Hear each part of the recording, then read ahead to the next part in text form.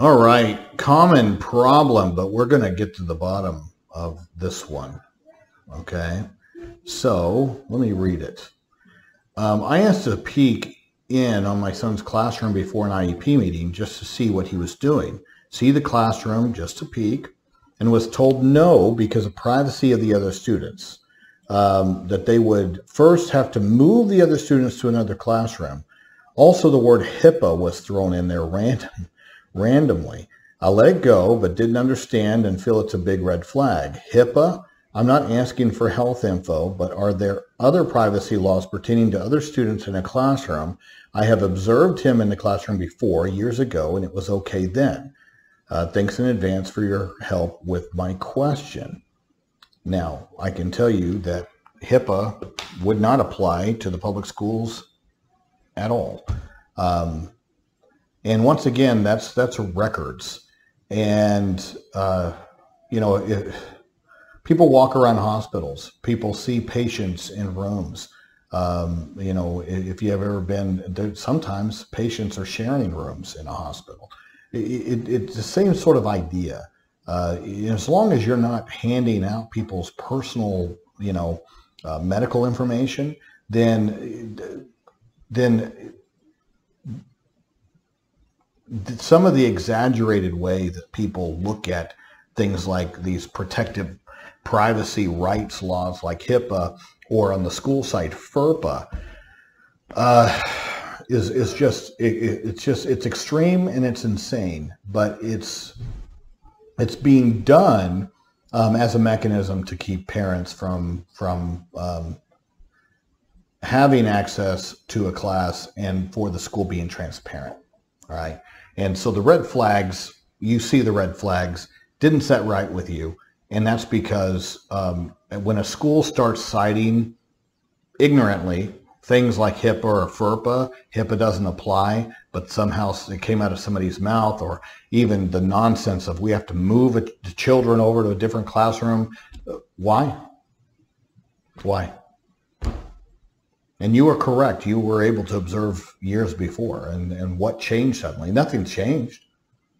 Other than whoever was spouting this off was told this by somebody else. And that's the excuse that a lot of schools are giving parents in order to lock the school down and to run away from transparency. And then they sit there and they wonder why parents then start really pushing, because if you're not being transparent and you're not being honest, and like I said, I don't even think it's purposeful with a lot of the school staff. I think it's just absolutely rooted in ignorance, that they don't know the law and they heard it from somebody who heard it from somebody else.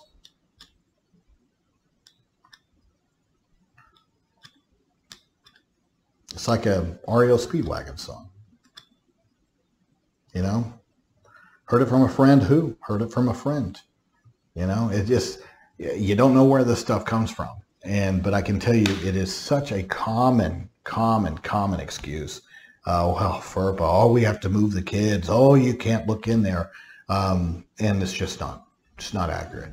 First of all, the Supreme Court has stated very clearly that there is no expectation of privacy inside of schools. It's a public building. That's first and foremost, okay? Second, FERPA only deals with education records, guys. It doesn't deal with seeing kids. It doesn't deal with hearing or listening to instruction. It has nothing to do with that. It is, in fact, they record kids on their video cameras all the time. And I know sometimes when I ask for, a video, they're like, oh, we have to redact it because there's other kids. And I'm like, if I go to an assembly, I see other kids around. And in fact, I probably am going to see one of those kids that are on this recording. And let's say two kids get in a fight. I have every right to sit there and see the face of the perp that started the fight, that got in beat my client up. You don't sit there and redact their faces. Why? Because, if you're sitting there looking at it like it's an education record, this kid who started the fight destroyed their educational privacy rights through the bad act of what they just did. And so therefore the parent does and should have access to who the child is and what the punishment of the child was. And schools are even going to an extreme, saying that we can't tell you what we did to the other child because of education records. And that's not the case. If the child is the one that was the aggressor and was the wrong, it was the one in the wrong. Now, one of the nuances is that, with zero tolerance, the fist and the face get the same punishment in our crazy world today. That the kid getting beaten up and bullied seems to get suspended as well. I guess for getting blood on the floor. I don't know. But it's just, this is sort of the insanity that goes along with what's going on in our schools. But I can tell you that you're not wrong in your red flags. You should never have been told that. And you should confidently go in there and tell them. And if they're like, well, where did you hear that? Just use my name. All right? I'm not wrong. They're wrong. And you should have absolute access. The only thing they shouldn't do is hand out IEPs to you. It just also baffles me that you walk down a hallway and you'll see kids' names listed on the wall. You'll see, their work product, up there, either art projects, science projects, whatever, with their names written on it.